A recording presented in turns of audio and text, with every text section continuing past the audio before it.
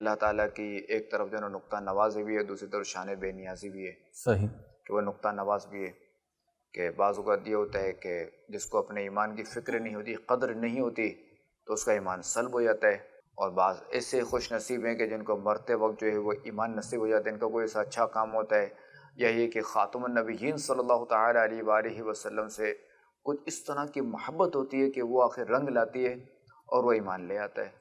یعنی غیر مسلم اگر محبت رکھتا ہے پیارے آقا صلی اللہ تعالیٰ علیہ وسلم سے تو اس کو بطور انعام ایمان بھی مل جاتا ہے. یوں کہہ رہے ہیں ایسے آپ؟ واقعات ہیں نا. جی ہاں جی، صحابہ کے واقعات ایسے ملتے ہیں، یعنی صحابہ میں بھی ملتے ہیں اور اس کے بعد بھی ہاں ملتے ہیں. بالکل. ایک غیر مسلم تھا کہ جس کا بیٹا جو ہے وہ اس نے ایک نظر دیکھ لیا تھا خاتم النبیین صلی اللہ علیہ وسلم کا، وہ بیمار ہو گیا.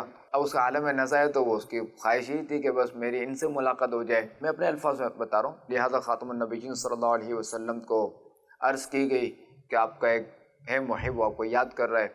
لہٰذا آپ علیہ الصلوۃ والسلام تشریف لائے. اس نے کلمہ پڑھا، آپ کے اس نے جو ہے رسالت کی، آپ کے رسول ہونے کی گواہی دی.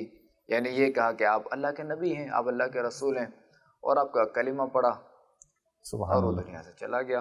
مسلمان بھی ہو گیا، صحابی بھی بن گیا. مسلمان ہو گیا، صحابی بھی بن گیا. پھر کیا یہ کہ اس کے والد نے کہا کہ اب یہ بیٹا آپ کا ہے، آپ ہی اپنے جو ہے نا وہ دین کے مطابق. دین کے مطابق جو وہ ان کے آپ تدفین وغیرہ کریں. سبحان اللہ.